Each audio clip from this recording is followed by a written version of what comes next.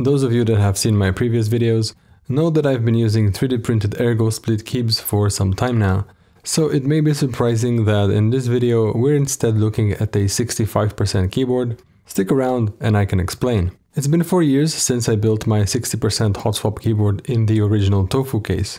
Since then, the landscape of the mechanical keyboard market has changed significantly. The value proposition and features available today are very different from what they were only a couple of years ago. So when WinLabs contacted me and asked if I'd be interested in making a video about their upcoming keyboard, the SIN65, I felt like it's a good opportunity to get a refresher on regular sized mechanical keyboards. So let's start by taking a look at what's included in the box. There's no printed manual inside, but we do get a card that sends us to an online manual, which has nicely illustrated assembly instructions. This smaller box we first come across contains the PCB, plates, foam, and other miscellaneous parts we need for building the keyboard, but we're going to set this aside for now and dig deeper. The bottom compartment of the box is where we find the keyboard case. I always liked the idea of a translucent case for a keyboard like this, and I thought it would be more interesting to show that in the video instead of one of the aluminum choices. The polycarbonate material of the translucent case has a very nice feel and density to it, and the CNC machining looks impeccable to me. No doubt this is more delicate than its aluminum siblings, but I don't think this is the kind of keyboard you would toss in your backpack when you go traveling. As I opted for the wireless version, my case comes with the necessary batteries pre-installed. Let's backtrack a little and look at the other things we get in that first box we came across. First, we have a bag containing all the smaller parts, like screws, gaskets, and the daughterboard PCB. Everything here is nicely labeled and individually packed, down to the gaskets and the bumpons. Next, we have a bag containing all the pre-cut foam sheets that go into the bottom case and in between the PCB and the switch plate. We then have the PCB itself. We are treated with a trigonometry-inspired design on the front of the PCB, and it's a nice touch, which ties in with the theme of the keyboard, but more on that a bit later. This wireless PCB comes with Kailh hot swap sockets, so there's no need for a soldering iron. Moving on, we find a 5mm thick piece of foam, which is provided in case we want to go for a plateless build. A polycarbonate plate is included, and you get this one even if you go for one of the aluminum cases. And that's also true in reverse. The translucent case also comes with an aluminum plate. Right, so let's get this keyb assembled. We start with the daughterboard, which needs to be connected to the batteries. It's important to follow the correct polarity here, with the red wires facing the positive side of each terminal. After that, we place sheets of pour-on foam in the bottom case, and we're ready to work on the PCB. WinLabs sent me some stabilizers with the keyboard, but these are not normally included and you will need to source your own. After the stabilizers are on the PCB, we can add the IXPE sheet and the final piece of pour-on foam. Make sure the IXPE sheet goes under the stabilizer bars and not on top, as you see me doing here. You also see me cutting away 2 pieces of foam. This is because the foam here would otherwise be getting squished in between the stabilizer mounts and the top plate. Once the top plate is screwed in place, we can start by adding in switches. This will also help with keeping the top plate nice and flat. I will be using some SOT switches from Keycaps. I never tried these before or even knew about them until WinStudio mentioned that they can send some over. These come pre-lubed and in a wonderfully designed box. And I have so many questions. Why Simulate? Why Raindrop? All I know is that they are manufactured by JWK and they are supposed to be extremely smooth right out of the box. I like stock switches that are smooth and consistent, so I'm all for giving these a shot. Anyway, let's go back to the build. Once this step is done and all the switches are in, it's time to decide which kind of mounting we'll be going for. You have 2 choices here. You can either go for a gasket mount or a top mount. I will be going for a gasket mount as it's something I never got to try before, and if you're coming from small 3D printed keyboards like I am, you really want to see what you've been missing out on. So for the gasket mount, we need to add 10 pieces of pour-on gaskets on each side of the PCB. These will then sit snugly in special cutouts in the top and bottom pieces of the case, isolating the PCB assembly from the case itself. Once that's done, the PCB is ready to be connected to the daughterboard.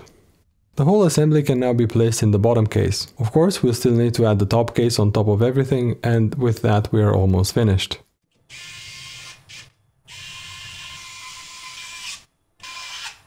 Finally, we're adding tiny bump-ons that provide just enough height so that the keyboard can be placed on less friendlier surfaces. And now one of the best parts, removing the protective film from the stainless steel weight.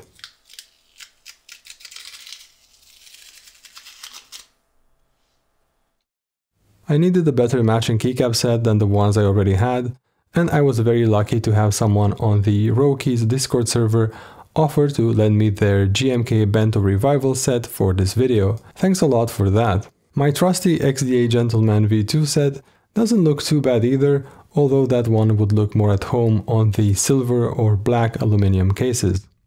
One set that I could totally see on the SIN65 is the MT3 Dasher from Drop. Put that one on and I think you've got yourself the perfect Severance themed keyboard.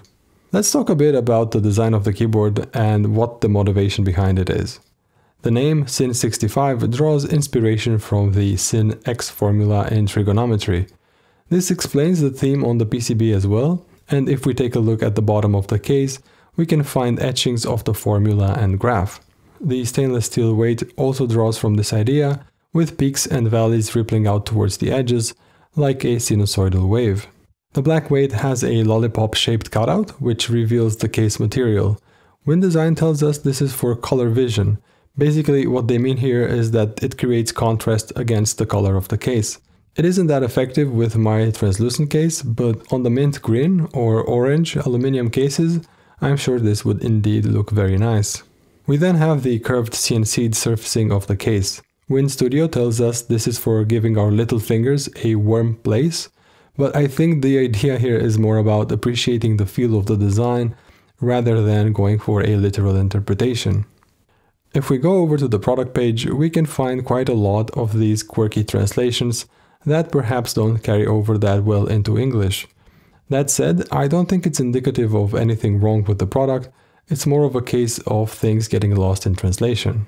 Moving on with the design, it's hard not to also notice the choice of the exploded escape key. I don't really have strong feelings about this one, but it doesn't look that bad now that I have it in front of me. It's a good spot to showcase a rare or unique keycap. One small design issue I have with this is that the key doesn't sit perfectly centered in the top case cutout, even though the rest of the keys are perfectly aligned relative to the edges of the case. One other small detail I find puzzling about the keyboard is the caps lock indicator LED. It's like looking into the sun, and there's even a cutout in the top plate, as if it wasn't visible enough already. A workaround for this would be to just remap the caps lock key to something else, but it's still a detail that feels a bit rough. Interestingly, neither the wired or wireless versions feature RGB, so maybe the choice of a translucent case is a bit odd, but I really ended up liking the look and feel of it, and I don't think RGB would have made much sense anyway. Software-wise, the wired version uses the familiar QMK firmware, so it can be used with tools like Vial and Remap. The wireless version, on the other hand, instead uses a firmware made by LDN, a Chinese firmware developer and PCB designer. Other than the poor English translation in the LDN app, I've had a pretty flawless experience. The Bluetooth connection is rock solid, and you can even update the key map or other settings via Bluetooth, no need to have the keyboard plugged in.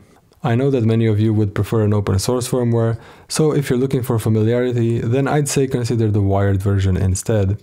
Battery life seems very solid, and I would not expect anything less from the two massive batteries that the keyboard comes with. When it arrived, it was sitting at around 55% charge, and after a full week of use, it's reporting a level of 12%. I jumped straight into this after weeks of only using the Totem keyboard from the previous video, and as you can imagine, it's quite the switch. It's funny how that works. While for some going to a 60 or 65% keyboard is a reduction in size, for me it's more like moving from a road bike to a boat. But the comparison is apples and oranges, and besides, it's clear within the first minutes of using the SIN65 why someone would want a keyboard like this. And that is, of course, the typing experience.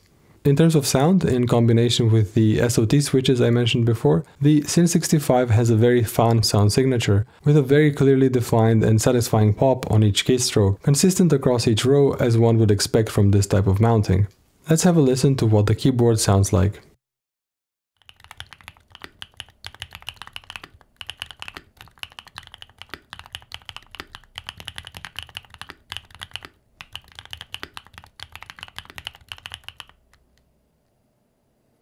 A A lot of the sound is no doubt the switches, which I find have a lot of character, much more so than my Gateron Oil Kings, which sound deeper and quieter, but also much duller. Smoothness wise, I'd say these switches are very close to the Oil Kings, which is no small feat. The only thing that can possibly bother me is not something specific to this keyboard.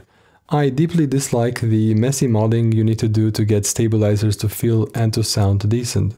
I looped and wholly modded the stabilizers to stop them from rattling and otherwise ruining a very pleasing typing experience. If a keyboard maker would solve the stabilizer problem for me and include perfect stabilizers in the box, then I'd be all for that. It's an important detail that can be very frustrating to get right and one that can potentially kill the enjoyment of a keyboard like this altogether. I don't want to turn this into a stabilizer rant, but it makes me appreciate not having to deal with them on small ergo keyboards. I would also like to see the same quality and care that goes into a product like this go into exploring other ideas and layouts, not just 60 or 65% keyboards. The market is smaller, sure, but that also means there's more room for innovation and unique ideas. To be fair, the SIN65 is WinStudio's smallest keyboard yet, so perhaps they will explore smaller designs going forward. That's something I would really like to see. I still think that split ergo keyboards are a better fit for me, but going back to a regular keyboard, at least for a short while, wasn't as bad as I expected. On the contrary, I found it pretty fun, and I was happy to see that the good touch typing habits I developed using ergo splits actually carried over. I'm not a reviewer of premium keyboards by any means, so I can't really compare the SIN65 to other similar products, but what I can say is that what you're getting here is very compelling. If you like the aesthetics and the features of the SIN65, then I don't see how you could be left disappointed. You're getting a lot for your money, and the quality of the materials, the finish, they're all there. That's it for this one. I hope you guys enjoyed it, and as always, I'm eager to see what you guys thought of this video in the comments section below. Bye for now.